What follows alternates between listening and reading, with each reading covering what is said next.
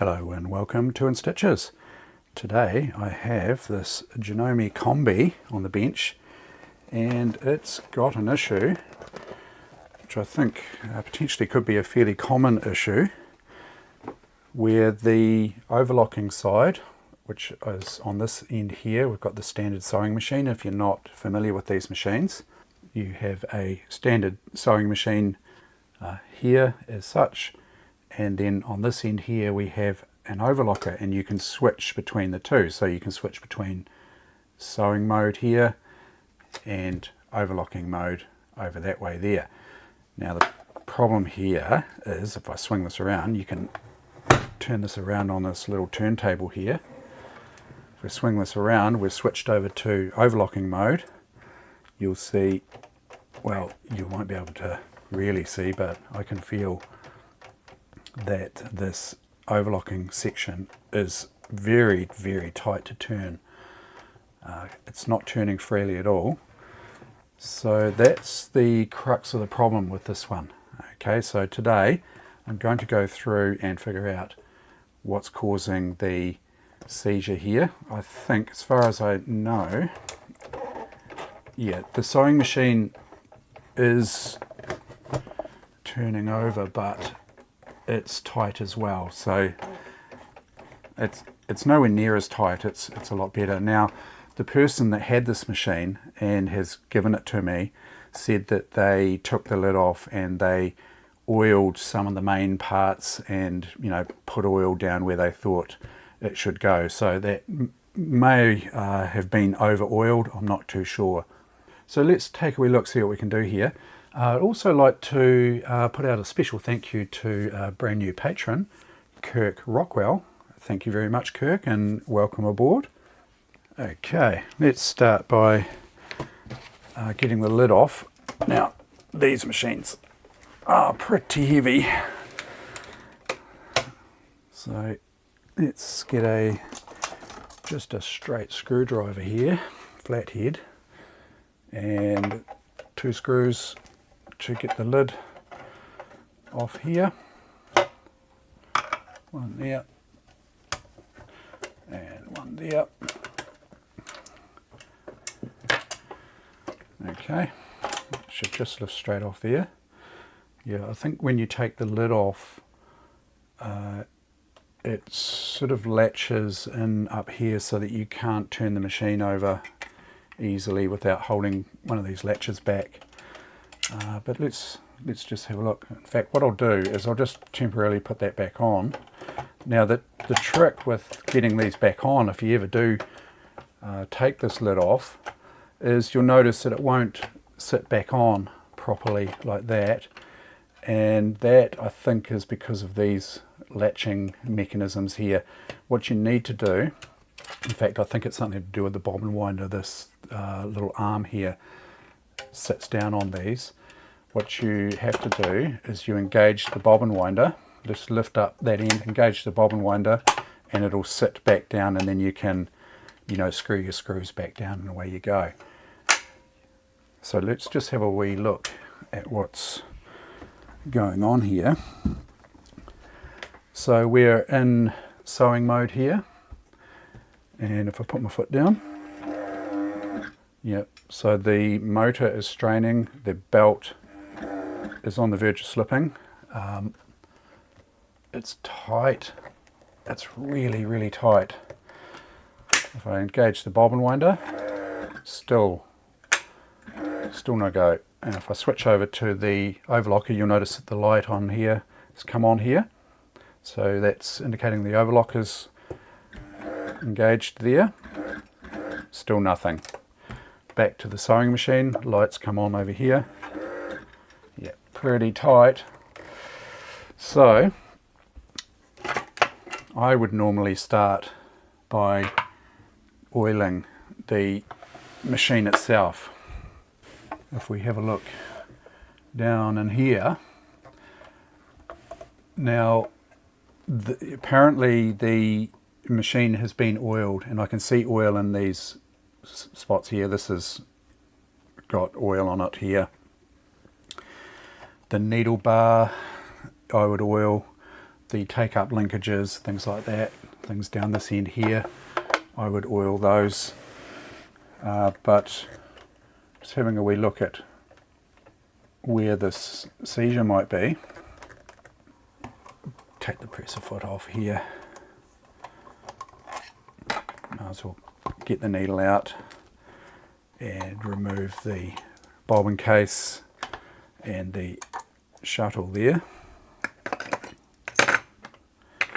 Okay, just a couple of screws here for the bed plate here. Don't think you need to take the throat plate screws out. There's one there.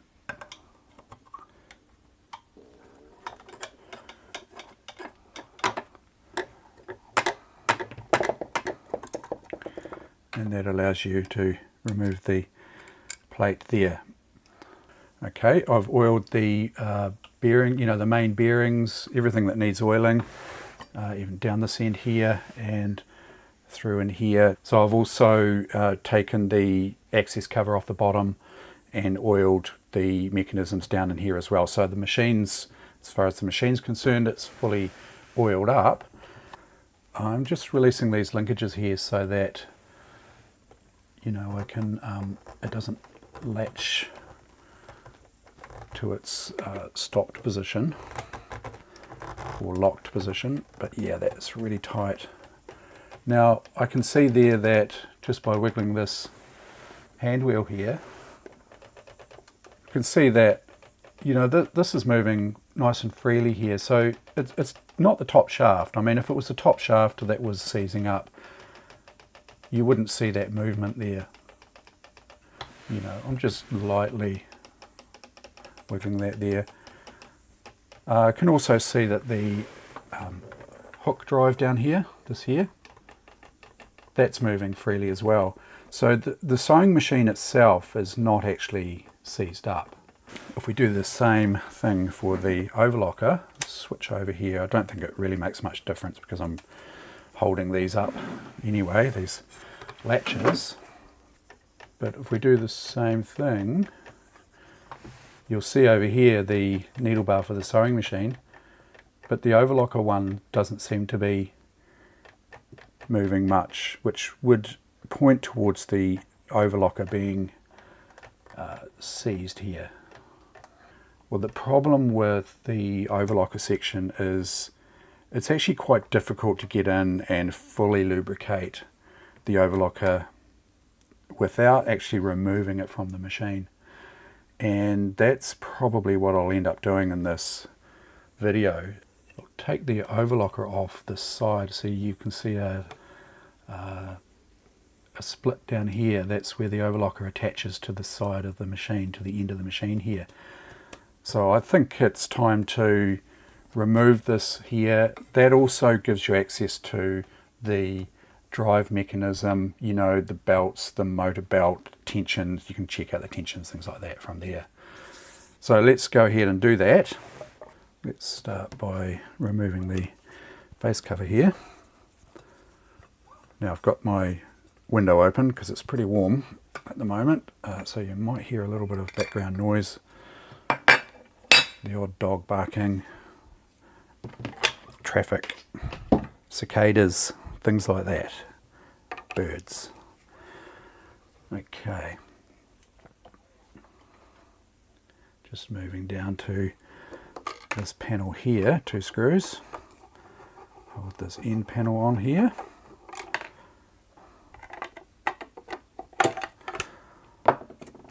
Those aside. Okay, it's been a while since I've done this, so let's just take it one step at a time. We've got presser foot. I'll remove that. Yeah, I've got oil on my fingers here, so I can certainly tell that it's been oiled. Throat plate with the overlocker, just 2 screws here. 1, 2 there. That just comes off like so. This here breaks. These lugs here break off very common. I might just remove that just as a matter of course so that it doesn't get broken. Getting few and far between these here, they all seem to get broken. Extremely versatile little machine. Well, when I say little, it's not exactly little, but a 2-in-1 overlocker and sewing machine. Pretty handy. 2-thread overlocker. Pretty good for tidying up the edges of seams, but not so good for construction seams. So for strength and things like that, you would want at least a 4-thread if you wanted to just sew construction seams in one hit. But with a 2-thread overlocker, it's just a matter of tidying up the seam with your 2-thread overlocker and then running down it with the straight stitch of the sewing machine. So, you know, 2 jobs to do to make a construction seam. So when I talk about a construction seam, that is something that needs a lot of strength, you know, the likes of maybe a side seam on a shirt or something like that. Do I need to remove the whole base? So I might end up removing things I don't necessarily have to remove, but just for the sake of clarity, let's just remove them anyway. So this is the turntable base that I'm removing here.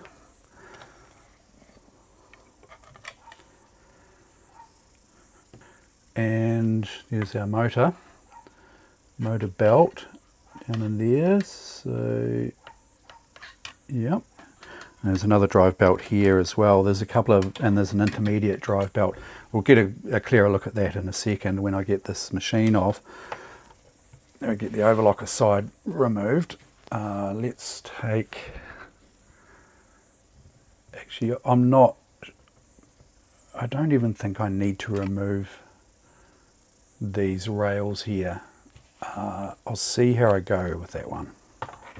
So there we can see a couple of mounting bolts here, 2 of the lower ones anyway. That will be the mounts that hold the overlocker on. So let's, I think maybe to remove this here to create a little bit of slack in those cables there. Oh, that one's tight. Probably never been undone. Rightio, that one. Now, has that created enough slack there? Actually, I wonder whether I should remove these.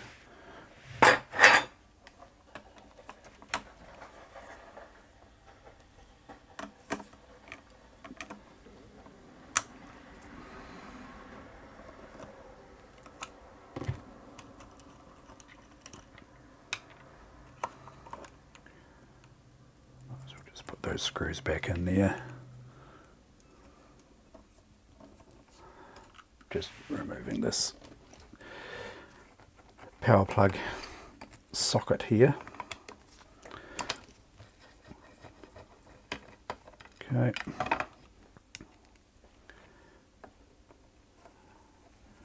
Just put those back in there. Quite handy to put the screws back in the holes that they came out of. Makes it easier to reassemble. Okay, there's a earthing lug here. Just remove that there.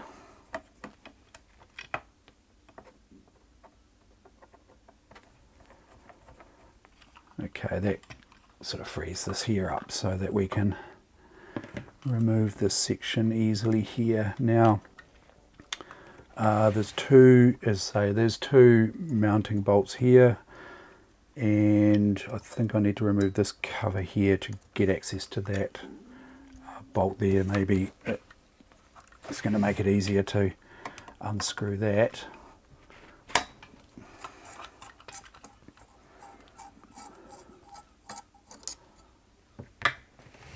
Little cover cover there. There's another screw. I think that just slides, yeah, that just slides off there. Okay.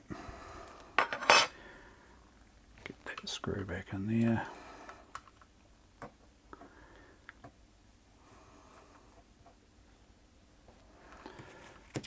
Now, so we've got the two mounting here, and I think there'll be another one or two up here somewhere, and behind here. Oh, there's one in here. It's a big Phillips, and there's another one just here as well. So need to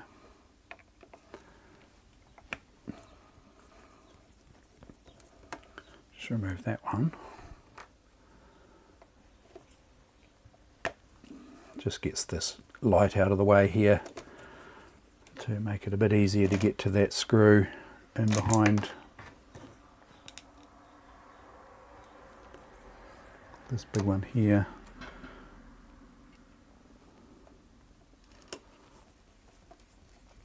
Okay, now I'm just going to, you might be able to see it, just where my finger is there, my index finger, is a screw there that needs to be loosened. I'll just remove that bulb in case. Yeah, where is it? Right here. That one there. And then this one, which I think I may need a bigger screwdriver. No, it's all good. Take that one there out. And then I just need to get a spanner for this one here. 10mm for these ones. 1, 2 there.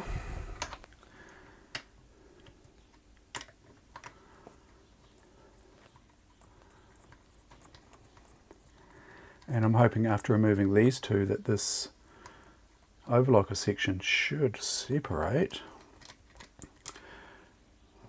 As I say, it's been a while since I've done one.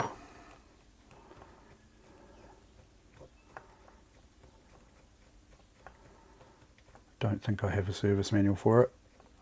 That's the second screw there.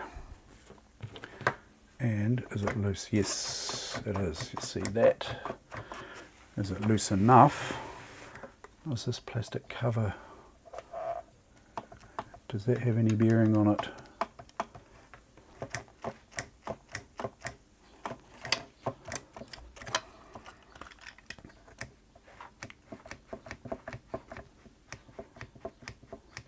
Oh, I can see, yeah, there's this little, that's the back of the front flap there, or that, yeah, we're looking at the back of the front flap there. It's a threading diagram you can see there, and that little thing there is a little tongue metal there stopping this from coming straight out. Also note there are washers in here, two little spacing washers, one there, one there. But I think I need to take this leg off here to just free up that, just to free the overlocker up there.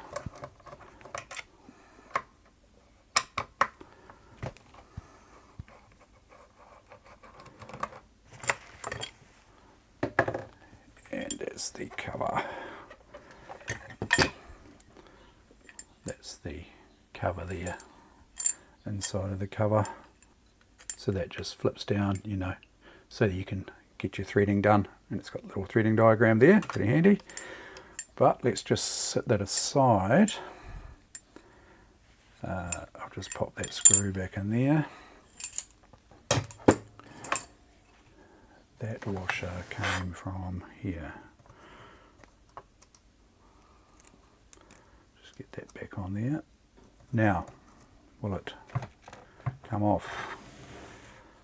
Now, let's just, I don't think I need to remove anything else, do I?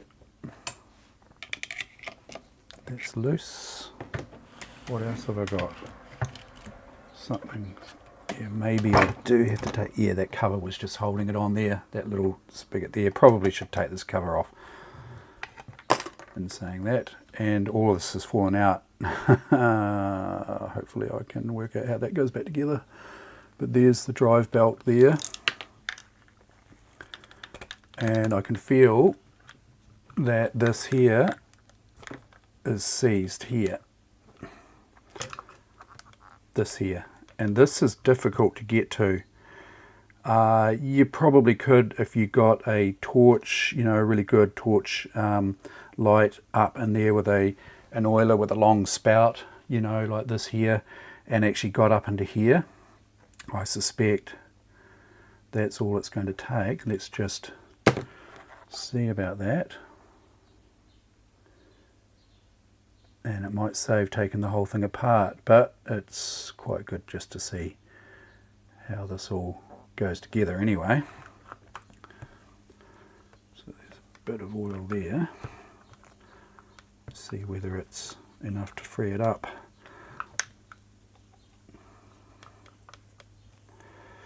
Not yet.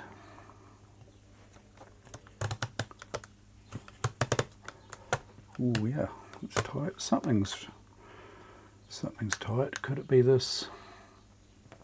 Just also to note there, there's a washer here as well, spacing washer. Might just pull that off just to put it aside there. And could it be this linkage? I mean, it could be. Again, that is difficult to get to, this linkage with the machine assembled, but it's probably possible. Just get some oil on these linkages here. Yeah, just turning the machine there, it's free as anything. So yeah, that's pretty good. Sometimes these belts deteriorate too, you know, these here, and you know, I mean, I don't think you can get those any longer. You might be able to source something, but probably you wouldn't be able to get them from Janome themselves. I don't think they would supply them. Who knows, but sort of makes you wonder whether it's worth doing too, but yes, definitely something. I'll just get you a better view. That's the back of the hand wheel there. Whoop. Like that. I think it's really just a matter of working in the oil here. Sorry about the light. My external light just ran out of battery. Now I'll get some oil on the needle bar there. Top and bottom bearings. We're looking at it upside down, by the way. If I tip it back up, you'll see the orientation here is the needle bar here, feed dogs. We're looking at it upside down here as such.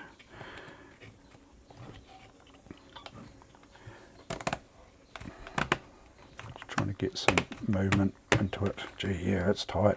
It could be this bearing here on the back also. This one could be difficult again to get to with the machine assembled. Of course, when you are oiling it with it assembled, if you do, you really don't want to be getting oil, just sort of spraying oil around willy-nilly either, because you know you don't want oil on these belts here.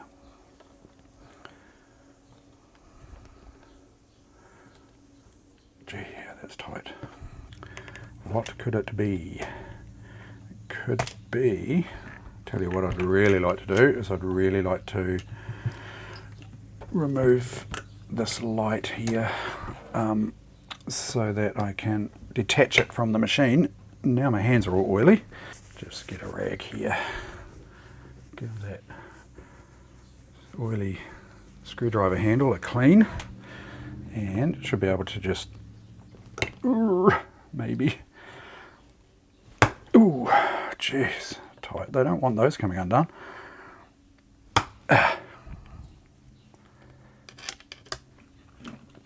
that should allow the light to be removed, maybe. Maybe not. Would that fit through? Would it? Just trying to see if this light will fit through, but it won't. I'll take the terminals off this end here. Oh, there's oil everywhere. Okay.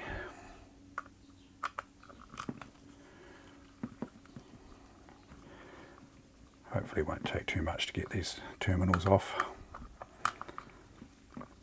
Just have to remember to put the bulb back in, the bulb holder back in when I put the machine back together. We are disconnected. So brown to there, blue to there, just for reference. Okay, that's good. Put the bulb out, and here we go. We've got the overlocker unit separated completely from the mothership. Let's see what else could be seizing here. There's quite a bit going on under here. Basically, I'll just throw some oil around in here. Those linkages there.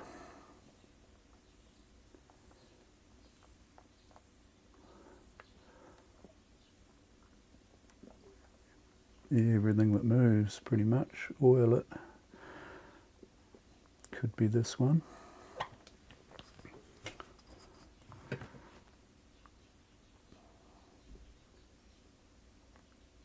Could be that one.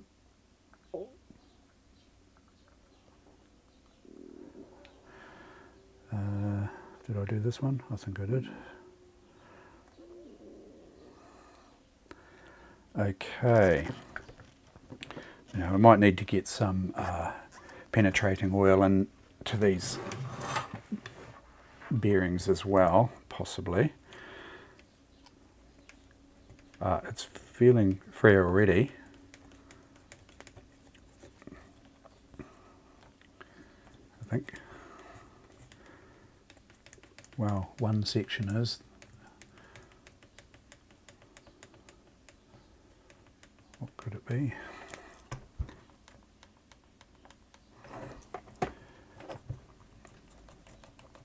Just try and work it so that if there's oil that needs to be, just working it just to see if it's getting any freer, and maybe the oil needs to work into some of these bearings.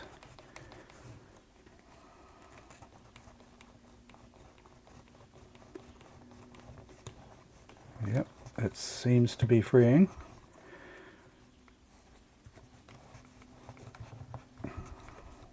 Tight spot there, but it is freeing up. Just got tight spots here and there.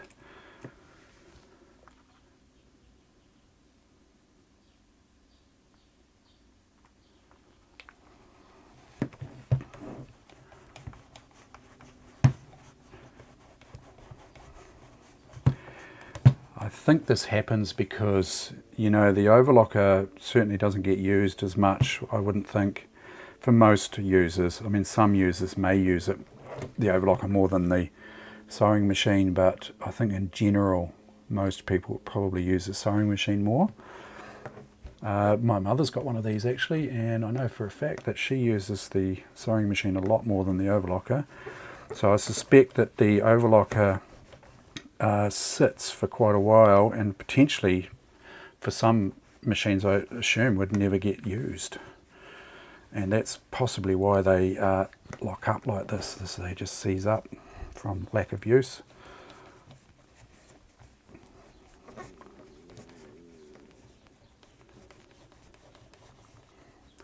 I'll just work away on this. So I'll do a jump cut and come back when it's freed up, but just know that I'll be working away at doing this on it, so you don't have to sit here and watch me do it for however long it's going to take.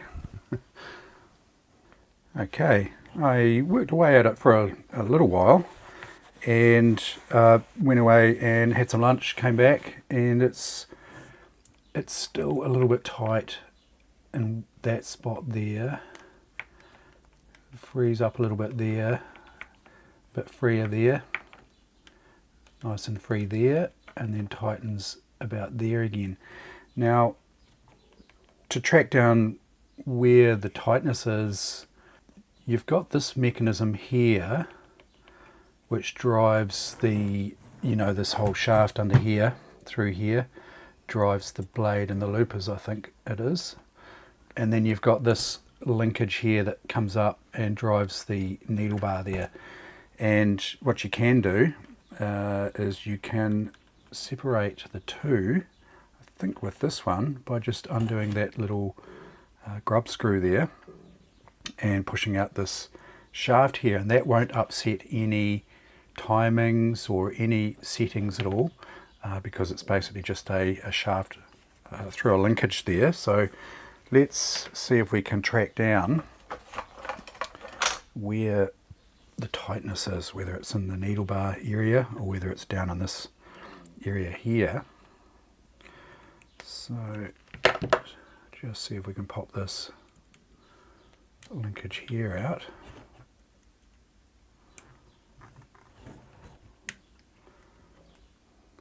Wasn't overly tight. Just loosen that. Should be able to, yeah, push that linkage through there. It's got it. Okay.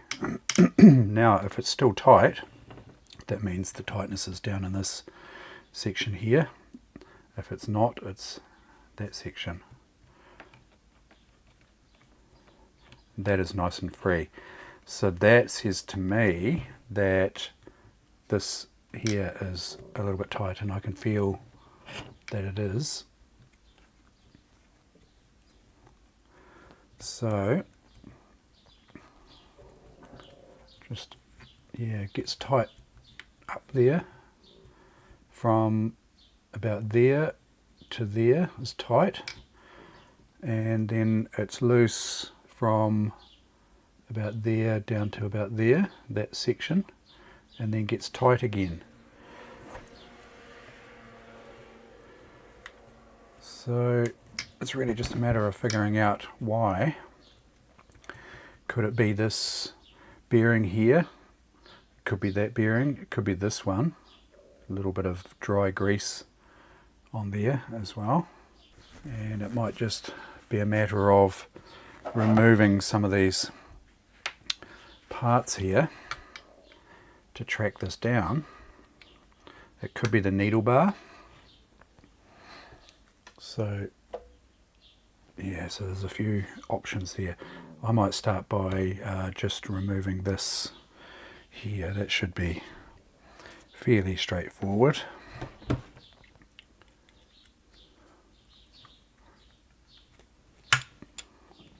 Pretty tight, those ones, that collar there. These two just hold that collar on, and I'm assuming that if I take this, it's a bigger Allen key, that one, take this here out, maybe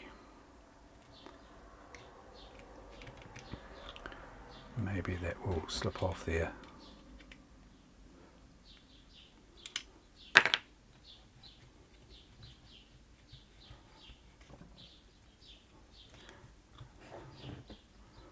Wondering if that will come off. Yep, that's certainly coming off. Just remove that, and let's check that the needle bar is nice and free there. Yep, needle bar is as free as anything. I suspect it's just that the oil is not getting in right into here maybe, or it's this one. Could be this dried up old grease maybe here. I'll give that a clean, at least just on the outside there, what I can see, and I'll get some, looks quite dry inside there, and there looks a bit dry, maybe the lubricant's not getting in onto this here, so I'll just lubricate this shaft here. Give it a wipe down as well, actually, just to make sure there's no residue on there. It looks to me like they may have greased it originally in the factory,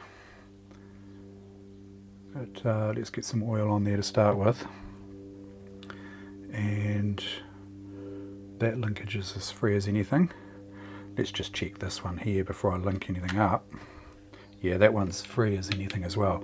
So it looks to me like it's this linkage here that's causing the tightness, and hopefully just removing it and cleaning it and re-lubing it will sort it out.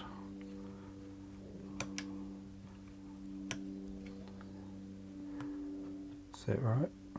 Hang on, I've got that wrong. That goes that way. This way here. Still felt a little bit tight to me still, but let's just see. Might have to give that a really good clean. Oh, that's feeling a lot better. Nice and free there. So let's just pop this linkage here back in, this pin.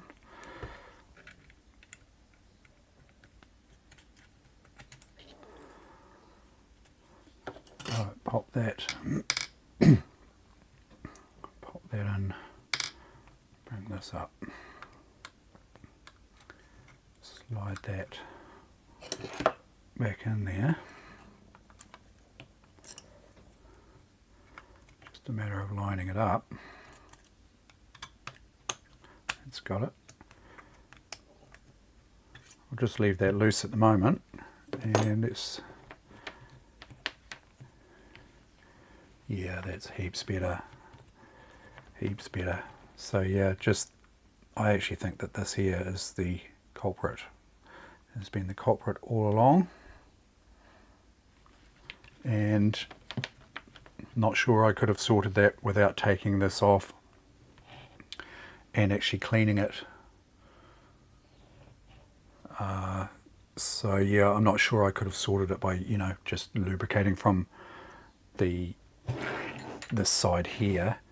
I did lubricate that too, by the way, when I did try and sort of free it up without taking the whole overlocker part off, but it didn't seem to make much difference.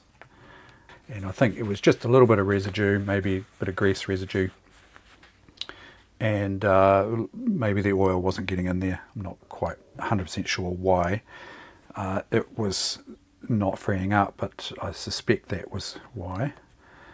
If I just put that collar back on, make sure those screws are loose. That one. Put that back on.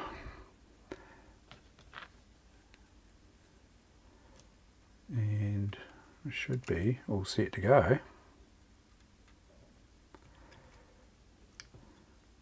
Just make sure that that one there, did I loosen that? Yes, I did. Just make sure that, see, I didn't actually need to loosen this one here, but I'll just make sure that's tightened again.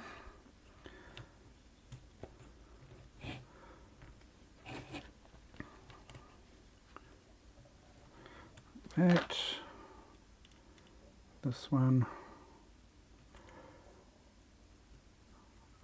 nice Japanese quality machine. Pretty sure this is a Japanese made machine. If not, it certainly is good quality anyway. And let's tighten this one here. And let's make sure that that's still free. Yep, free as. Nice. Just nice. Okay. So that's it. I've noticed also that there's some oil down in the, must have got down onto this drive pulley here. So I'll just go ahead and give that a clean, make sure there's no oil sitting in those grooves there. And then I'll give the machine a blowout, get rid of any lint, dust, whatnot from in there. I've fully lubricated everything as you saw before, so that's all set to go there. And yeah, the rest of it's all oiled up, so it's all nice there. I'll go ahead, as say, and get the compressor and clean all the lint and dust and whatnot out of there, and get rid of the oil off there. While I'm here, I should probably clean up this crusty old grease out of here. That's on the back of the hand wheel there. It's part of the drive. Yeah, look at that. Pretty crusty, dried up old grease there. Or is it? It is dried up old grease, isn't it? Or is it plastic? Is there some sort of plastic little buffer that goes in here maybe? Because that seems a little bit like dried up grease, but maybe it's just deteriorating plastic. I'm not 100% sure about that actually.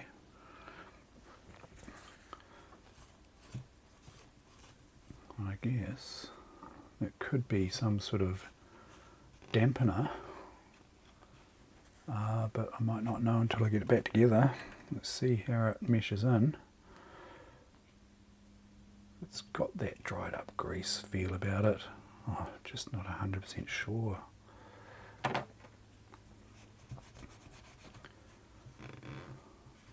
Not sure I have the parts manual for it, so without the parts manual it could be difficult to tell if there should be something like a little dampener in there or not.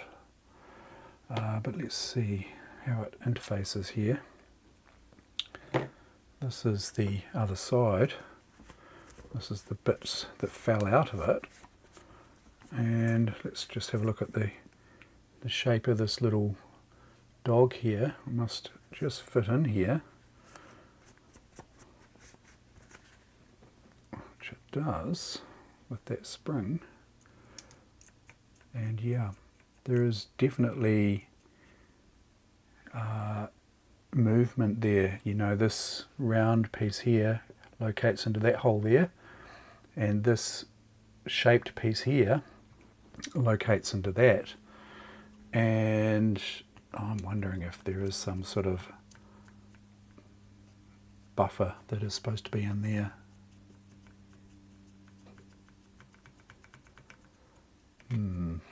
Maybe I need to take another one apart and find out.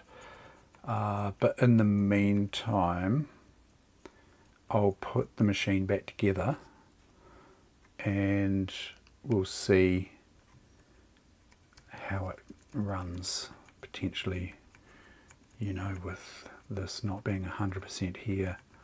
I'll leave that aside in the meantime because I want to have a quick look also at the belt tension on the machine itself. While I'm in here, I might as well. So these belts deteriorate. I know that one there does. The motor belt is looking in pretty good condition. This one's looking in good condition. I think the tension on that one is fine.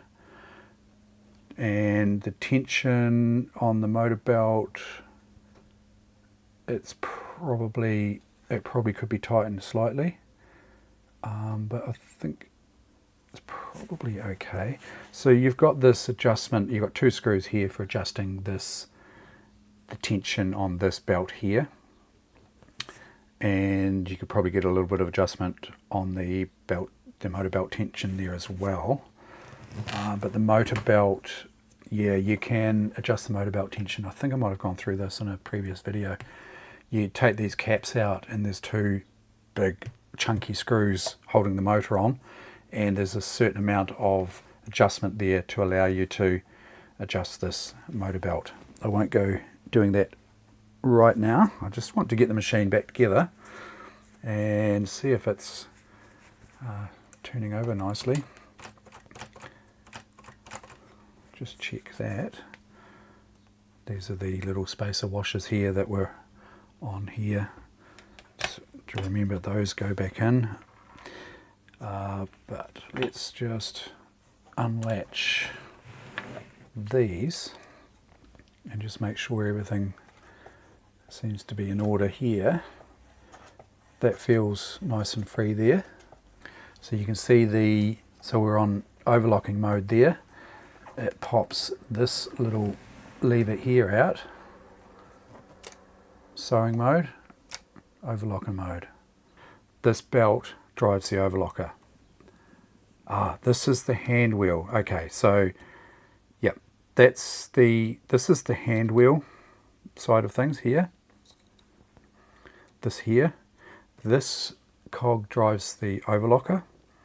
This belt on the cog here drives the sewing machine, or gets the, sorry, this belt here is driven by the motor. So you can see that when it's in the locked mode here with the lid off, it's just driving the hand wheel and the bobbin winder. That little ring there to drive the bobbin winder there. And then if I flip this up, now the sewing machine is running. Now that's basically flipped up as though the lid was on. Okay, that's a little safety latch there. I think that'll stop. Yeah, so that stops the sewing machine when the lid's off. When you put the lid on, that unlatches and allows the sewing machine to run. And then if you switch this across to overlocker mode, that knob there,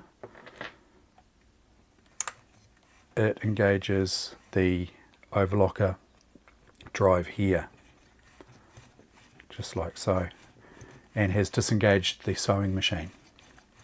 If I switch it back, it disengages the overlocker drive here and engages the sewing machine. Pretty nifty. Pretty nifty. So that's looking good. I can go ahead and put the overlocker section back on now. There we have the machine all back together. Don't worry, I'll show you the assembly process, you know, getting the machine overlocker back onto the machine there. It's just that I'm recording this outro later. After I was editing the video, I found that the part 1 was up around 40 minutes or so. So I thought I'll break it into 2 videos. I've got the footage recorded for part 2. I'll go ahead and get the editing all sorted for that. Keep an eye out for part 2, and I'll go through and I'll show you the assembly of the machine. Thank you as always to my patrons, and thank you very much for watching.